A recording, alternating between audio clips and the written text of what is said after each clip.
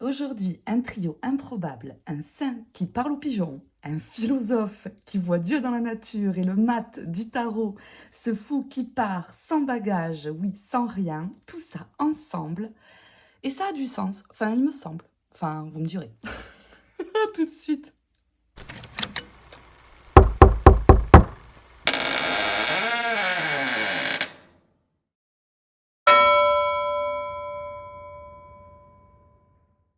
Bonjour à tous, bonjour à toutes, j'espère que vous allez bien. Je suis trop contente de vous retrouver pour cette vidéo.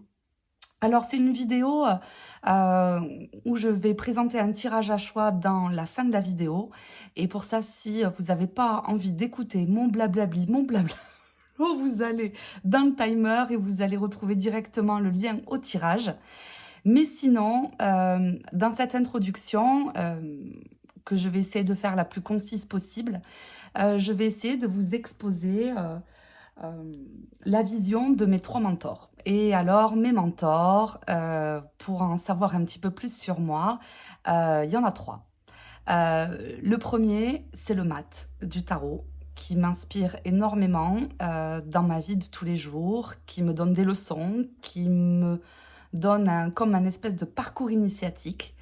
Saint François d'Assise, où là je vais faire un lien avec sa vie et essayer de vous exposer un petit peu, de vous raconter les éléments de sa vie, tout du moins les faits marquants et pourquoi on peut le prier et comment. Et du coup, je vais faire un pont, une passerelle avec l'atelier que je vais vous présenter pour début octobre.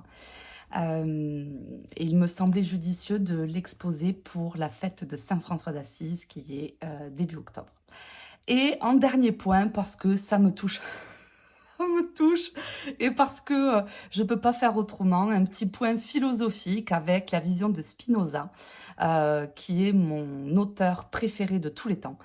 Donc l'idée c'est pas de vous exposer son grand courant philosophique parce que ça serait bien trop long, mais tout du moins je suis allée chercher 2 citations très connues de Spinoza et on va pouvoir faire un pont avec le mat et avec Saint François d'Assise parce que pour moi il y a une essence qui les relie. Et c'est ce qui guide un petit peu mon quotidien. Et je trouvais que c'était une bonne approche pour vous parler un petit peu de moi avec ce qui m'inspire et les choses qui me tiennent à cœur, tout du moins. Donc, on va commencer déjà, je trouve que c'est important de le souligner, avant de mettre dans le descriptif que personne ne lit, là, vous savez, en bas, de remettre à César ce qui appartient à César. Et pour ça, je vais citer mes sources brièvement, si ça vous intéresse. Alors, sur Saint François d'Assise, je vous recommanderai le grand livre des saints de Antoine Frêne, qui reprend la vie des saints. Alors, c'est assez succinct, hein. Vous avez une brève biographie. Ensuite, vous avez la prière du saint à chaque fois. Donc, Saint François d'Assise qui est là. La prière qui est ici.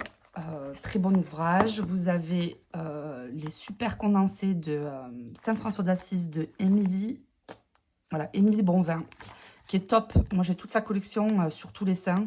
Et franchement, très beau, très bel ouvrage qui recense bien. Les biographies, surtout, sont assez précises, je trouve. Ensuite, qu'est-ce que je peux vous recommander? Les saints de Laure Desforges. Désolée si j'écorche le nom. Là, il est pas mal aussi. C'est un bel ouvrage. Il est beau, ce livre. Où vous avez la fête, le nom, enfin la date de la fête du saint. Son époque, ça le resitue, les saints patrons de qui, de quoi, la petite prière, vous avez toujours une courte biographie, les parentés mythiques, tout ça. Je le trouve assez bien fait, cet ouvrage. Il est assez chouette. Après, bon, le seul truc que je regrette, c'est que il y a des saints qui manquent dedans. Et voilà. Parce que, bon, elle se fie au calendrier, donc elle a dû faire des choix, et j'en conviens. Mais c'est vrai que moi, je ne les ai pas tous retrouvés, mais ça n'empêche que je le recommande vivement parce que c'est un très bel ouvrage. Ensuite, pour terminer, des bouquins dessins, j'en ai à peu près plus de 100. Donc, j'ai fait des modernes, hein, des récemment, ceux qui sont arrivés récemment. Pas ceux qui sont plus édités parce qu'il n'y a pas trop de sens. La vie des saints de Marc Neu, aussi, qui est pas mal. Où vous avez, pareil, son histoire, les miracles, le jour de la célébration, les actions de chaque saint, les petites prières qui sont pas forcément les prières les plus connues. Donc je pense que c'est des prières qu'il a adaptées ou qu'il a conçues lui-même, Marc Neu. Auteur brillant, hein, de toute façon, Marc Neu, voilà. Maintenant, c'est assez succinct aussi, hein. C'est ce que je reproche à tous ces livres. Alors, reproche non, parce que forcément, il balaye un petit peu tous les saints connus. Il ne va pas raconter toute la biographie de chaque saint. Et c'est vrai que, bon, moi qui travaille avec les saints, c'est vrai que rapidement, bon, il me manque des choses. Donc, pour ça, moi, je vous invite à lire les biographies. Alors, c'est un peu long. Ce livre, je crois que je l'ai en 3 exemplaires. 3 exemplaires. Je l'ai dans ma chambre, au cabinet, dans mon atelier, bref. Ça, c'est la biographie. C'est la meilleure biographie de Saint François d'Assise que j'ai pu lire. Elle est extraordinaire. D'André Vaucher. Saint François d'Assise. Donc là, ça raconte vraiment toute sa vie. Tout ce qu'il a pu faire. C'est hyper détaillé, il y a des points historiques, il y a ici toutes ces sources, enfin, ouvrage brillant. La vie retrouvée de Saint François d'Assise aussi, ça fait partie de sa bio, c'est des textes qui ont été retrouvés. Et le Cantique des créatures, et on y viendra après, c'est un ouvrage spirituel qu'a écrit Saint François d'Assise, où il rend hommage aux créatures. C'est un livre hyper touchant que j'ai galéré à obtenir. Il est un petit peu vieux. Mais si vous pouvez vous le procurer, enfin, moi, il m'a ému aux larmes, ce livre. Donc voilà pour le côté dessin. Côté philo. Alors, je ne vais pas vous sortir l'éthique de Spinoza parce que... voilà, mais on va dire que vu que mes vidéos c'est plus une introduction voilà, dans la philo et pour essayer d'inviter à penser et à s'intéresser, je trouvais sympatoche de présenter Le plaisir de penser de André Comte-Sponville. Dans cet ouvrage, André Comte-Sponville, il a agi par chapitre. Donc en fait...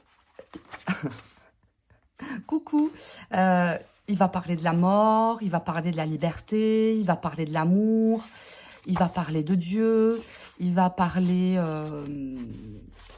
de l'athéisme.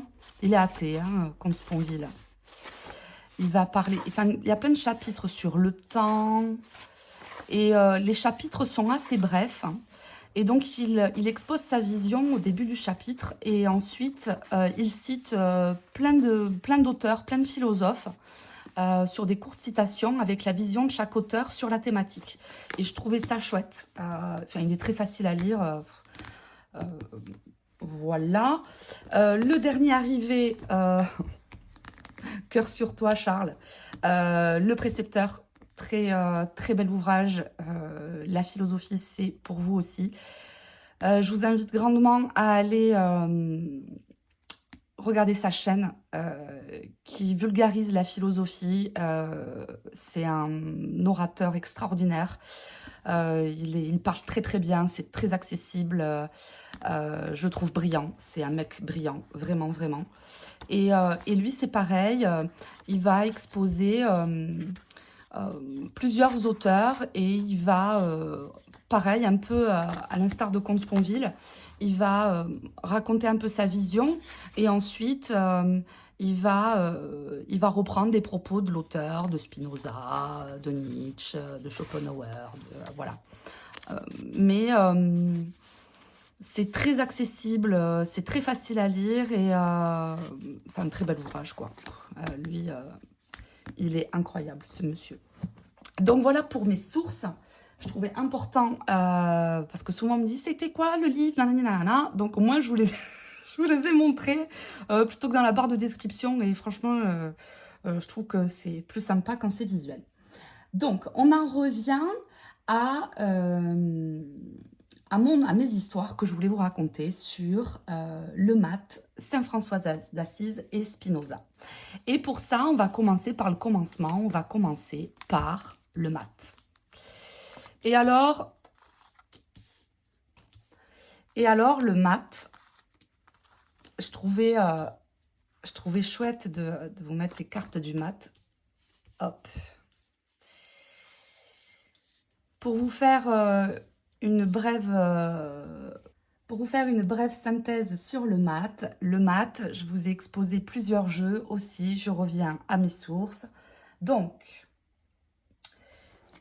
ce mat-là, c'est le Alchemical Tarot de Robert & Place. Voilà. Ensuite, ce mat-là où on voit qu'il va sauter par la fenêtre avec son lit attaché. C'est... elle est où ma boîte? Elle est là. C'est le Somnia Tarot. À l'endroit Céline, c'est mieux. Le Somnia Tarot en version illustrée. Où là, on va plutôt regarder les côtés sombres de chaque carte. Hein. Ce fou-là, c'est le tarot des tableaux. Avec sa boîte pourrie parce que c'est un de mes tarots préférés. Et donc, je trimballe partout. Il est pourri, la boîte est pourrie. Le tarot des tableaux.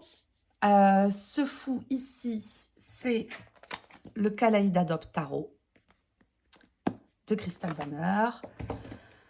Ce tarot-là, c'est le Pips Peak. Désolée pour le bruit. Ça, celui-là, c'est le Pips Peak Tarot. Ce fou, là, c'est le Walking Meditation Tarot, que j'adore. Ensuite, ce fou-là, c'est le Faunabelle. Le Faunabelle Tarot. On le présente plus, mon vieux pépère, mon vieux Noblet, mon vieux pépé qui est là. Et ici, on a la vision du fou par le Haptic Tarot. Voilà pour les sources, si ça vous intéresse. Donc, on est parti pour le voyage du fou, où on va aller rencontrer Saint François d'Assise et Spinoza. J'ai oublié lui, là. Je l'ai oublié. C'est lui, c'est le Troublac. C'est le Troublac Tarot. Voilà. Alors, le mat, c'est le tout, c'est le rien. C'est le sans numéro. Le fou, ça, il fait partie des 22 arcanes majeures et il n'a pas de numéro. Donc, c'est vrai que c'est difficile de le situer. Est-ce qu'on le situe au début? Est-ce qu'on le situe à la fin? Est-ce qu'on le situe avant le battleur, après le monde? Bref, on ne sait pas. C'est celui qui part sans plan, léger et confiant. Hein. On le croit fou pour la majorité d'entre nous parce que on ne peut pas être confiant sans sécurité, nous, hein, dans notre vie. Et c'est vrai que lui... eh ben, il vient nous tacler un petit peu comme ça dans nos tirages parce que souvent dans l'arcane du fou, ben, c'est le fait d'y aller, d'avancer avec foi, de prendre le risque de se décharger. C'est souvent une carte qui nous invite à nous dépouiller, à partir, à se faire confiance. Hein. Un peu, vous voyez, dans cette carte, dans ce fou qui a les yeux bandés, que je trouve intéressante hein, parce que... ben, les yeux bandés, on voit bien qu'il avance, il va de l'avant et pourtant il ne sait pas où il va, hein, et pourtant il y va quand même. Souvent, le fou, cette notion de dépouillement que l'on retrouve très souvent dans la signification du fou, c'est là déjà premier point d'accroche que j'ai avec Saint François d'Assise, où c'est vrai que Saint François d'Assise, c'est le saint du dépouillement. C'est un saint qui a tout quitté pour rien, pour juste l'élan de la foi, hein, un peu ce saut de la foi du fou. Donc vous l'aurez compris, le mat, c'est partir vers l'inconnu, le dépouillement et le désir qui est plus fort que tout. Hein, un peu dans cette carte du Noblet, où on le voit, hein, bon, l'organe est rouge, hein, le désir est très puissant, et c'est vrai que chez Spinoza, on le retrouve, hein, cette notion de désir qui est plus forte que tout, parce que l'être humain est conduit par le désir, hein, chez Spinoza. Donc, le fou, le bâton de pèlerin, on le retrouvera très souvent dans la symbolique. Donc, le bâton de pèlerin, ben, c'est la quête, hein. La destination est juste le chemin lui-même. Donc, en fait, le mat, il ne cherche pas forcément la destination. Ce qui l'intéresse, c'est juste le chemin pour y aller. Et ça, on se trompe souvent dans le mat. C'est que le mat, il n'a pas un objectif clair. C'est que il se fout quelque part de ce qu'il attend. Lui, ce qui l'intéresse, c'est de marcher, c'est d'y aller, c'est de sauter, c'est d'y aller. Hein. Un peu dans cette carte du Kaléidoscope, hein, on le retrouve beaucoup dans cette posture, hein, le matin, au bord d'une falaise, en train de vouloir sauter. Le blanc, c'est vrai que là, quand vous regardez, j'ai ces deux cartes, ces trois cartes-là, même ces quatre cartes-là, où vous voyez quand même, on retrouve pas mal de blanc, une prédominance de blanc. Et c'est vrai que le mat, moi, je l'associe beaucoup à cette couleur-là, parce que c'est vrai que le blanc, c'est un symbole de pureté, hein, d'innocence. Il porte pas d'importance aux choses sérieuses, hein. Il s'accroche pas à une place prédéfinie, le mat. Et c'est vrai que ce symbole d'innocence, c'est un peu ça, hein, on le retrouve beaucoup, hein, c'est que quand on réfléchit trop par moment, et quand on se prend peut-être un peu trop au sérieux, ben c'est peut-être aussi dans ces moments-là qu'on ne va pas oser franchir le cap. Que quand on est animé par cette énergie de pureté, d'innocence, quelque part, même limite de naïveté, j'ai envie de dire, que je retrouve souvent chez le mat, ben on se dit, ben, après tout, vas-y, si je m'en fous, moi je suis ce petit être tout petit là, je me prends pour ce que je suis, c'est-à-dire pas grand-chose, et c'est vraiment se remettre pour ce qu'on est, et plutôt que de sublimer une idée qu'on a des choses et de se prendre trop au sérieux. Et c'est vrai que le mat, pour ça, moi j'y vois très souvent un symbole de naïveté, un petit peu. C'est un mélange de naïveté, d'innocence et d'humilité. Je retrouve beaucoup ces notions-là, ces termes-là dans la carte du mat.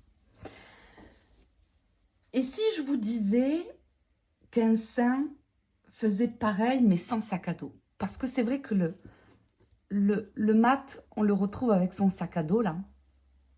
Il emporte le minimum syndical, et c'est ce qu'a fait Saint François d'Assise tout au long de sa vie. Saint François d'Assise,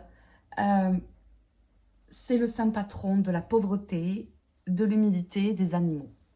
Alors, je vais vous raconter un petit peu son histoire. Je vais vous raconter un peu son histoire parce que moi qui tire les cartes tous les jours dans mon métier, c'est vrai que Saint François d'Assise, qui est mon saint patron, il s'est comme personnifié au travers de mon tarot, au travers du mat. Et souvent, il se manifeste de cette manière aussi. Vous allez comprendre pourquoi quand je vais vous raconter sa vie de manière brève, hein, je ne vais pas m'étaler pendant 1000 ans, hein, c'est pas le but, mais vous faire comprendre un petit peu qu'est-ce qui anime ce personnage. Donc Saint François Giovanni di Pietro Bernardone, il est né en 1182 à Assise en Italie. Et alors François, il n'était pas du tout prédestiné à la vie qu'il mènera, pas du tout. Saint François, il est né dans une famille où papa, c'est un marchand de draps, assez aisé, hein, voilà. Il part en France, il va faire des voyages, enfin, il a de la thune, quoi, papa. Et François, il a une enfance dorée, hein, auprès d'une mère aimante, un papa gavé, bon. Mais François, depuis petit quand même, ben, la pauvreté le touche, hein, quand il croise des laissés pour compte, ben, il est quand même touché en plein cœur et il a toujours exercé l'aumône, il a toujours eu un regard envers les plus pauvres, mais rapidement, bon ben voilà, conditionné, hein, par papa qui attend de lui, ben, quelque part, de reprendre le flambeau, hein, de ce conditionnement de cette vie. Et tant et si bien que c'est son père même qui l'a appelé François, c'était pas le choix de sa maman parce que suite à un voyage en France, bon ben il l'a appelé François. Bref. Euh, Très tôt, il part en guerre avec le village voisin parce qu'il a des rêves de chevalerie. Donc, il rêve à des combats de chevaliers, les chevaux se battre, papa qui est derrière. La thune, c'est vachement bien. François, il évolue dans, ce, dans cette sphère-là avec ses rêves de chevalerie. Il est entouré rapidement, adolescence, début de l'âge adulte, par des fréquentations, bon, pas des plus recommandables, hein.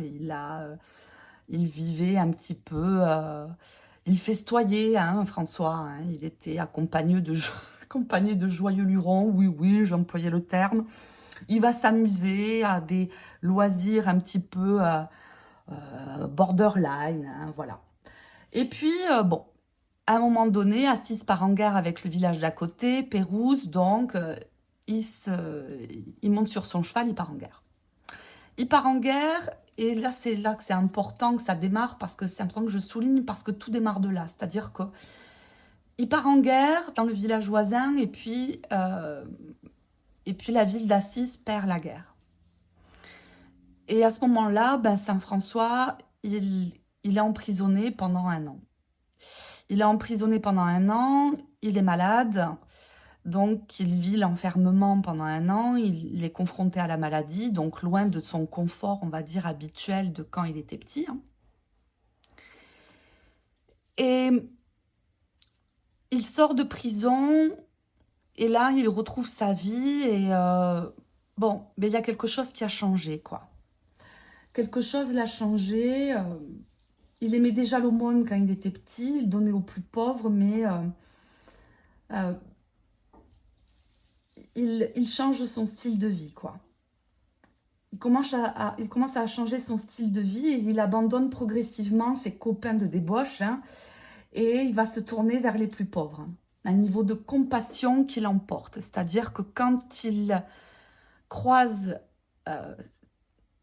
des personnes pauvres, des laissés pour compte, eh ben, il est touché dans sa chair par quelque chose de plus fort que toute cette opulence auquel il a pu goûter avant. C'est ça qui est assez fort dans sa vie à Saint-François, c'est que c'est pas comme s'il avait été touché par la grâce depuis petit, j'aime autant dire, hein. Il a vraiment goûté au dos revers de la médaille, j'ai envie de dire.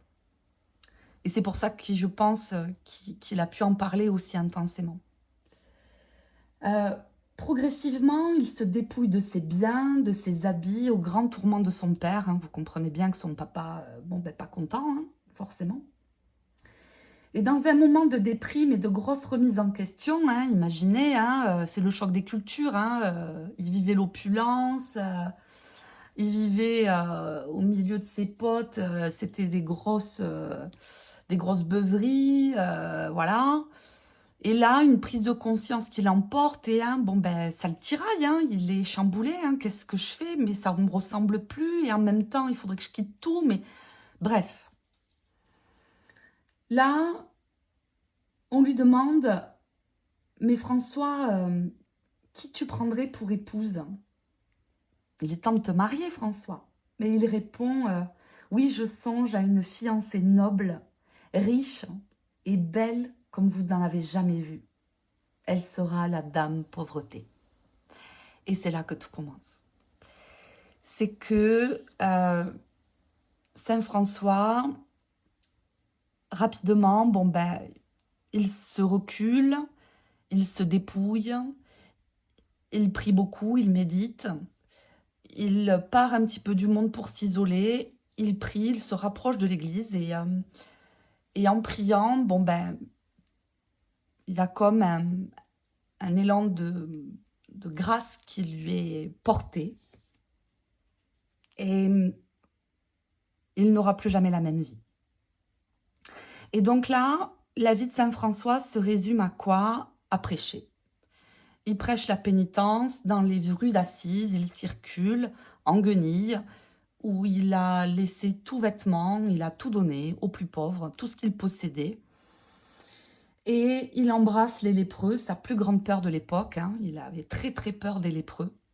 Et un jour, un lépreux se poste devant lui et il arrive à dépasser sa peur pour embrasser ce lépreux et lui donner sa tunique.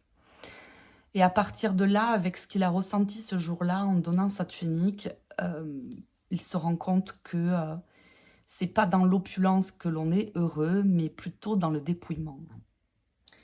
Il s'isole, il prie, il renonce au négoce, à la richesse, à tout ce que lui a transmis son père qui l'assignera même en justice, hein, car François dépense tout ce qu'il possède pour les laisser pour compte, et ça son père. Il est outré, il l'assigne en justice, il est sur la place d'Assise et il accuse son fils d'avoir dilapidé l'argent familial.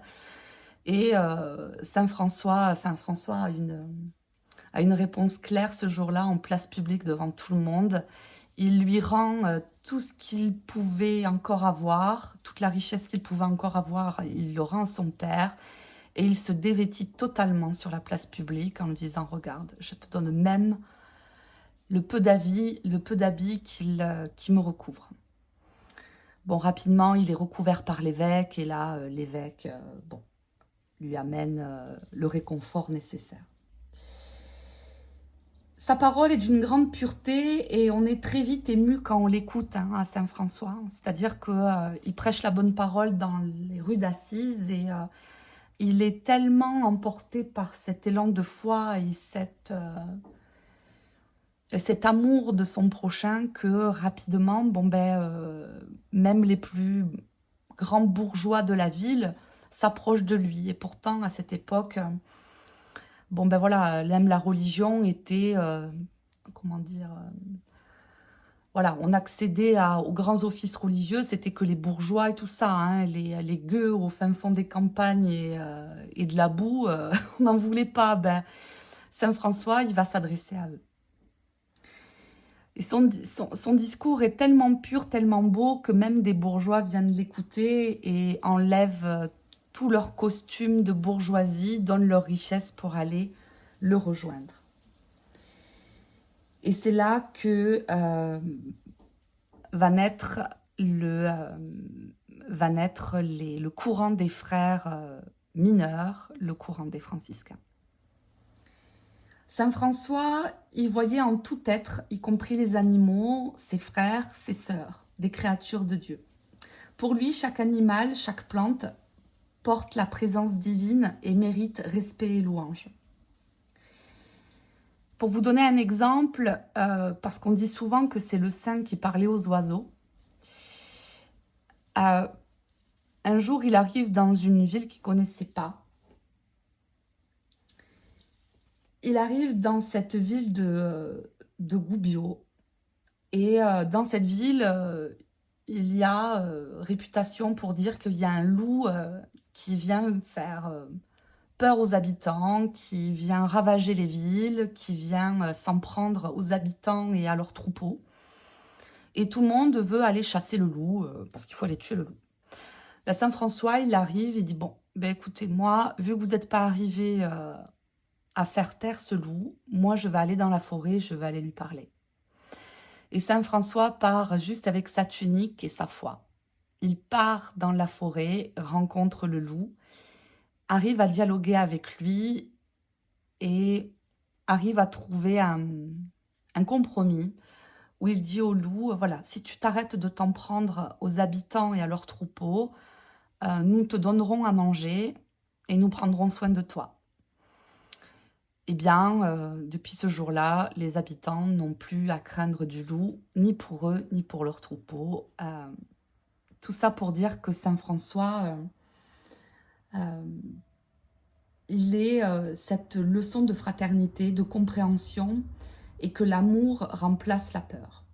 La puissance de la foi et de la confiance. Et c'est souvent comme ça que vous retrouverez Saint François d'Assise. Vous verrez souvent une statue de Saint François avec un oiseau, parce que c'est l'homme qui parlait aux oiseaux, et avec un loup à ses pieds qui est assis. D'où la référence à cette histoire dans la forêt de Gubbio. Saint François, c'est un peu à l'instar du mat, hein, c'est celui qui va pas se poser de questions, qui va avancer avec foi et qui va être dans la confiance. Enfin, tout du moins, moi, c'est mon saint patron, Saint François. C'est un esprit avec lequel je chemine depuis des années. Et c'est vrai que s'il y avait un mot pour lequel il m'a porté secours, c'était la confiance. C'est vraiment la confiance. Et c'est vrai que dans toutes ces cartes du mat, si je pouvais en voir une dans laquelle je verrais Saint François d'Assise, j'y verrais celle-ci ou j'y verrais celle-là. Pour moi, celle-ci aussi. Hein. C'est un mélange de confiance, de foi et d'innocence. Avoir foi en plus grand que soi. Et si François discutait avec les pigeons, parce qu'il discute avec les oiseaux, Spinoza, lui, il aurait aimé discuter avec tout le parc, hein, parce que voyons comment il voit Dieu dans chaque feuille et dans chaque souffle, hein, parce que Baruch Spinoza, eh bien, lui, dans cette vision-là, Baruch Spinoza, c'est lui. Oui, j'ai une photo de Spinoza à côté d'un crucifix, tout à fait. C'est lui, Baruch Spinoza. Spinoza, c'est un philosophe hollandais du XVIIe siècle. C'est un grand théoricien du déterminisme. Bon, on va pas s'étaler là-dessus. Son œuvre, c'est l'éthique. Et aujourd'hui, je vais juste prendre 2 citations de l'œuvre de Spinoza. La première, c'est Dieu, c'est-à-dire la nature. Si ça rejoint pas Saint François d'Assise, moi, je m'y connais pas. C'est pour ça que je suis autant liée à l'œuvre de l'éthique. Même si ça ne se résume pas qu'à cette phrase, bien évidemment. Et la deuxième, qui rejoindrait le mat, c'est le désir et l'essence de l'homme. Pour revenir à Dieu, c'est la nature. Pour Spinoza, Dieu, c'est pas le vieil homme avec sa barbe et sa cape. Hein. C'est pas comme ça qu'il voit Dieu. Pour Spinoza, Dieu, c'est la nature elle-même. Chaque arbre, les feuilles qui tombent, tout fait partie d'un grand tissu divin. La nature est une expression de Dieu. Et comprendre ça, c'est retrouver sa liberté. Parce que pour Spinoza, être libre, c'est pas faire ce qu'on veut, mais comprendre les lois de la vie et agir en harmonie avec elles. Et cette compréhension apporte la joie. Tout est relié dans un ordre nécessaire. Même ce qui nous semble imprévu ou difficile, la liberté naît de la connaissance de ce qui est et de l'harmonie avec la nature. Ce que veut dire Spinoza là-dedans, c'est que tout acte a une conséquence et que c'est la nature, c'est normal. Tu as dit ça, il y a eu ça en provocation. C'est logique. Si tu vis ça en ce moment, c'est que probablement en amont, il s'est passé certaines choses que... Alors Spinoza nous dit qu'on n'a pas toutes les données, on ne sait pas tout. mais tout agit dans un ordre bien précis. Et que ce que l'on vit, ce n'est que la conséquence de ce qui s'est passé avant. Et ça, c'est la nature des choses. Et on ne peut pas aller à l'encontre de la nature des choses. C'est. Et François, il le chante dans son Cantique des créatures, hein, quand il parle à Sœur Lune ou à Frère Soleil ou il en parle très bien. Le mat, il le vit en marchant sans plan. Et Spinoza, il le pense comme une science de la liberté et de la joie. Le désir est l'essence de l'homme. L'homme n'agit que par désir, par envie.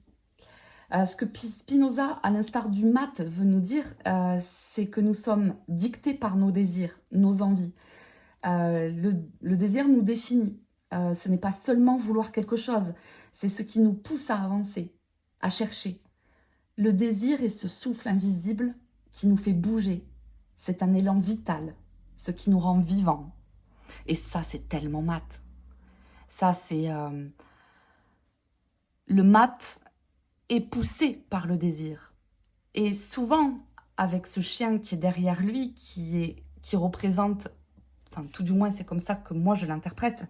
C'est que ce chien est souvent l'instinct animal, l'instinct bestial, le désir, la passion. Il est poussé par ça, pour y aller. C'est pas un raisonné, c'est que il est simplement poussé par la passion. Et c'est juste, ben, ça reprend simplement la phrase de Spinoza, le désir est l'essence de l'homme. Le mat, c'est ça, le désir est l'essence de l'homme. Regardez le mat, le sac sur l'épaule, le baluchon sur l'épaule là, le regard tourné vers l'horizon. Il ne connaît pas le chemin, mais il part. Son désir n'est pas matériel. Il ne cherche ni richesse, ni sécurité. Il cherche la vie, l'expérience, le mouvement. Et ça, c'est Spinoza, ça. Le sceau de la foi. Saint François d'Assise. Le désir qui pousse. Ça, c'est Spinoza. Mais tellement. Enfin, pour moi, hein, en fait, c'est faire des ponts.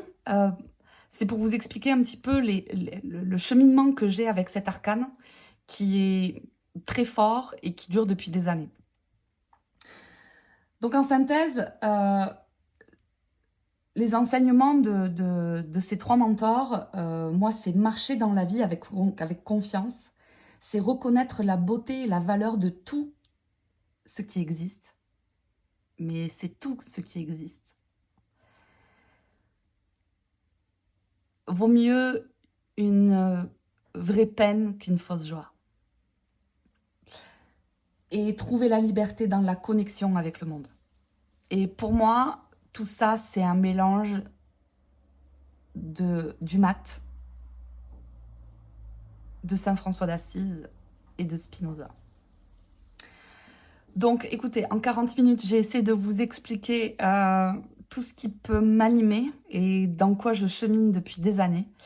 Et j'avais envie quand même de clôturer cette vidéo avec un tirage pour vous donner matière à réfléchir, pourquoi pas. Et pour ça, on y va tout de suite.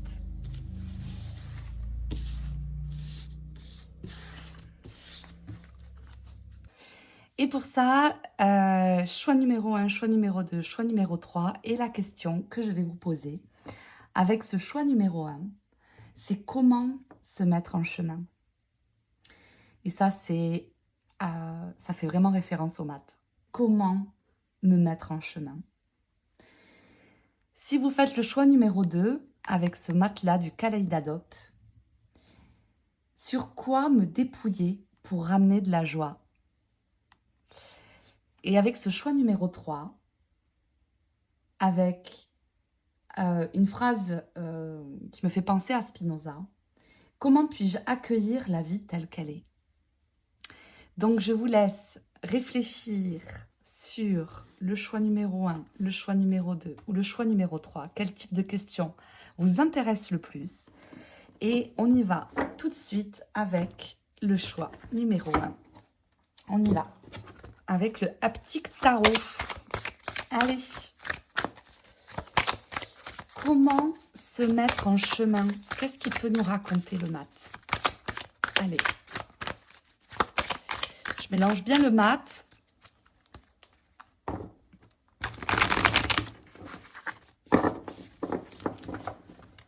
Comment on peut se mettre en chemin? Qu'est-ce qui peut nous donner l'étincelle là pour y aller? Qu'est-ce qui va nous raconter le haptique? Comment se mettre en chemin?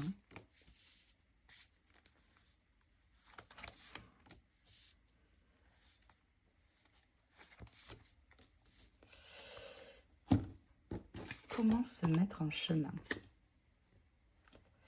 2 de coupe, 6 d'épée, roue de fortune. C'est beau. Je vous les rapproche pour que vous les voyez bien.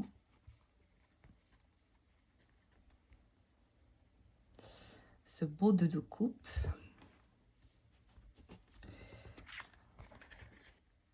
Le 6 d'épée. Et la roue de fortune.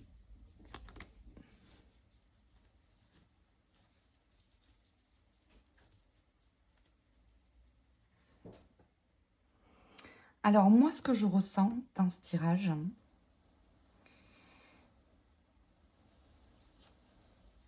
ce 2 de coupe, il est très fort. Et ce que je ressens, c'est que il y a tout seul, on va plus vite et à plusieurs, on va plus loin. C'est ce que je ressens profondément dans ce tirage. C'est que on est tous interconnectés les uns avec les autres. Et quelquefois, même un mot d'une personne extérieure, un geste, une action, quelle qu'elle soit, va venir forcément teinter votre vision du moment, ou une impulsion, ou une action, quelle qu'elle soit, pour venir changer quelque chose. Et pour moi, là, je l'interprète vraiment au sens littéral du tarot de Marseille, là, ce 6 d'épée. Avec ce 2 de coupe, c'est vraiment... ne crois pas que tu es toute seule ou tout seul. Parce que on est toujours seul, je l'entends. Mais c'est souvent avec l'interaction des autres que on va venir peut-être changer son angle de vue. Peut-être amener une autre vision, une autre manière de voir les choses. Et souvent, notre environnement vient teinter un petit peu la manière dont on actionne notre gouvernail. Là, ce qu'on vous invite, c'est déjà comment... je vous invite à réfléchir peut-être à c'est quoi votre environnement du moment, quel type de personnes vous côtoyez, quel type de vidéos vous regardez, quel type de discussion vous pouvez avoir, vers quoi tout tourne. Essayez de voir déjà ça pour avoir un peu de recul peut-être sur votre environnement. Ah, ok, je ne me rendais pas compte, c'est vrai que bon, je fais ça ne me mène pas franchement quelque part. Bon. Ben là, pour reprendre la question, comment me mettre en chemin, c'est peut-être déjà faire attention à ça. Faire attention à qu'est-ce qui est autour de vous. C'est quoi votre environnement? Parce que moi, je pense que ça a plus d'influence que vous le pensez. Plutôt que de voir l'extérieur ou les autres comme un ennemi, peut-être vous dire que il y a aussi peut-être des personnes qui vont agir, ou pas forcément agir, mais tout du moins vous parler, vous dire quelque chose qui va peut-être vous faire cheminer. Moi, je sens vraiment le rapport avec les autres. Mais à contrario aussi, ça peut être, si ça vous parle, parce que j'ai quand même une roue de fortune en finale, c'est aussi d'attendre, d'arrêter d'attendre après les autres, hein. D'arrêter d'attendre la validation des autres, d'arrêter d'attendre que les autres soient prêts, qu'on vous appelle, on vous invite, que c'est apprendre à faire par vous-même. Ça peut être ça aussi comme piste d'interprétation. C'est un tirage général, donc c'est vrai que c'est, on peut l'interpréter des deux manières. En tout cas, c'est une invitation à, premièrement, voir un petit peu l'environnement autour de vous. Qu'est-ce que vous nourrissez dans votre quotidien? Parce que souvent, notre environnement a souvent une incidence sur ce qu'on est et sur ce qu'on pense. Enfin, en tout cas, chez moi, ça, c'est radical. Donc, je vous invite peut-être à y réfléchir. Et en tout cas, n'hésitez pas à me laisser un petit commentaire si ça vous parle ou un petit like si ça vous a plu. En tout cas, merci de m'avoir écouté et je vous dis à très bientôt. Bye bye.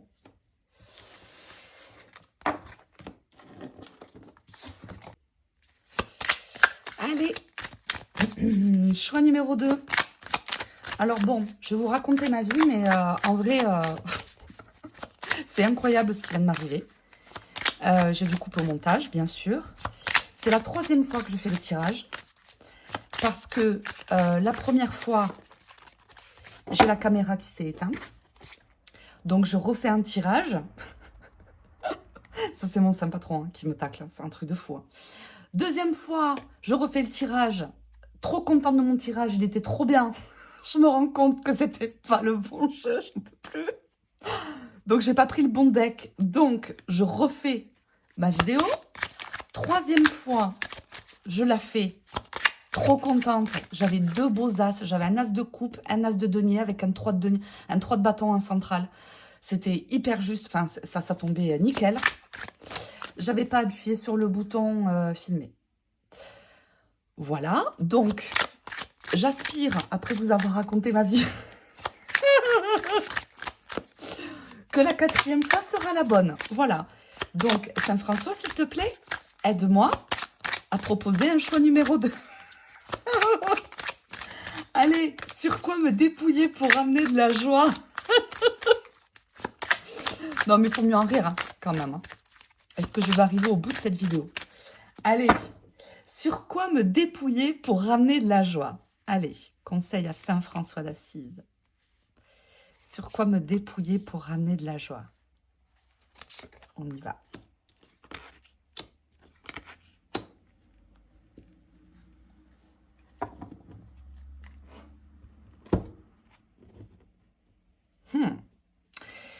Sur quoi me dépouiller pour ramener de la joie?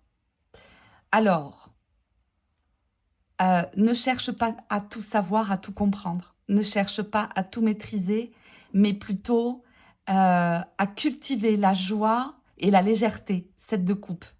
Et ça, je suis convaincue que vous en avez les capacités. C'est-à-dire que toutes les idées qui vous traversent la tête, c'est peut-être ne pas chercher à toutes les analyser et à essayer de les comprendre et à les maîtriser,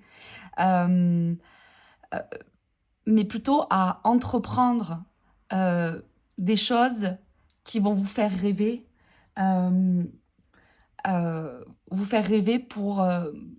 pour cultiver du rire et cultiver de la joie.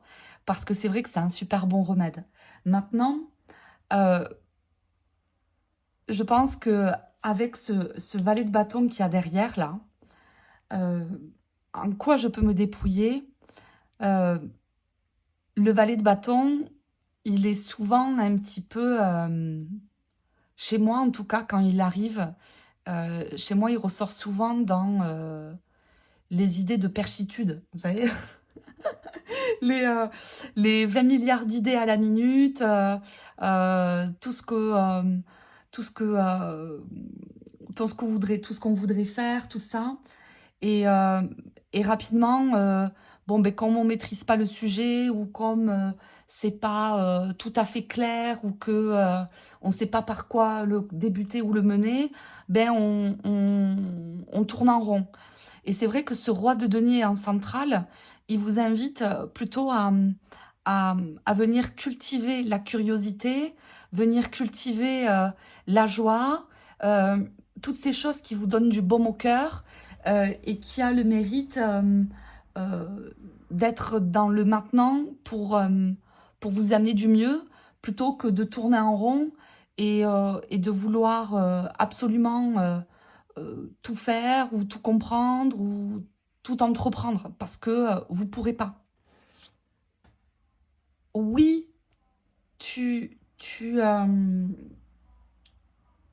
c'est reconnaître ses limites, reconnaître peut-être son manque d'expertise ou son manque d'expérience sur certains domaines, mais plutôt que de centrer ton esprit là-dedans et qui va te perdre, c'est plutôt entreprendre des choses qui vont te ramener de la joie, du rire, te marrer, te faire marrer pour euh, mieux centrer ton esprit plutôt que de te perdre ou de vouloir tout savoir ou tout apprendre. C'est pas possible. Là, c'est ce que... euh, qu'est-ce que déjà tu peux faire? Faire déjà ta part. C'est ce que je ressens. Faire déjà ta part. Si déjà tu fais ta part, ça sera déjà vachement bien. Et, euh, et tel Saint François d'Assise qui a débuté tout seul en guenille dans les rues d'Assise, où à la fin, eh bien, il a terminé avec l'ordre des frères mineurs, où ils étaient beaucoup plus nombreux. Ben, au départ, il a commencé avec pas grand-chose et tout seul et juste avec sa foi et les choses qui l'animaient. Et là, c'est ce qu'on vous invite à faire. C'est, je répète, plutôt que de centrer ton esprit sur des choses que tu maîtrises pas encore ou que tu n'es pas encore experte, centre-toi déjà sur des choses qui te tiennent à cœur et qui te font marrer parce que là, il y aurait peut-être des pistes à explorer et qui seraient hyper confortables pour toi et que tu arriverais beaucoup mieux à maîtriser. De temps en temps, il faut savoir faire des choix et, et, euh, et c'est croire que c'est le chemin le plus difficile qui est le mieux, ben, pas forcément. Quelquefois, c'est le chemin euh, de la joie qui mène aux plus belles surprises. Et ça, la vie est en train de me le montrer en ce moment. Bref, c'est trop drôle. Bon, en tout cas, je vous remercie de m'avoir écouté jusqu'au bout. Et puis, si vous avez envie d'avoir de mes nouvelles régulièrement, je vous invite à venir me suivre sur Instagram ou alors venir me parler dans mes contacts, dans ma fiche contact sur mon site. N'hésite pas à me faire un petit coucou, à me faire un petit commentaire ou un petit like, ça me fera toujours plaisir. Et puis, je vous dis à très bientôt pour une prochaine vidéo. Bye bye.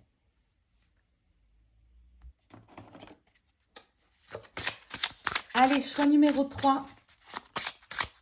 Ou comment puis-je accueillir la vie telle qu'elle est?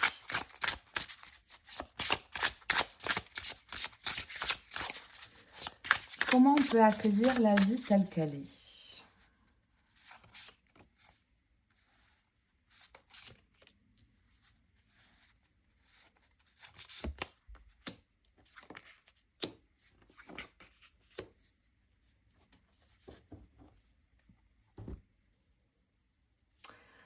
Accueillir la vie telle qu'elle est ici,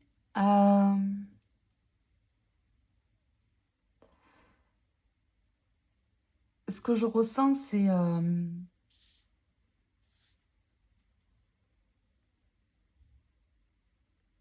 Ah, c'est difficile à expliquer. on ne peut pas rejeter les difficultés. Les difficultés sont et resteront des épreuves, mais des épreuves pour nous donner des leçons pour notre demain. On s'est trompé, ça nous a chamboulé, maintenant on apprend. Valet de denier. C'est vraiment de comment puis-je accueillir la vie telle qu'elle est. La vie, c'est Jean d'Ormesson qui le disait, merci pour les roses, mais merci pour les épines. C'est que on ne peut pas savourer les roses si on n'a pas traversé les épines. Et la vie telle qu'elle est, c'est ça. C'est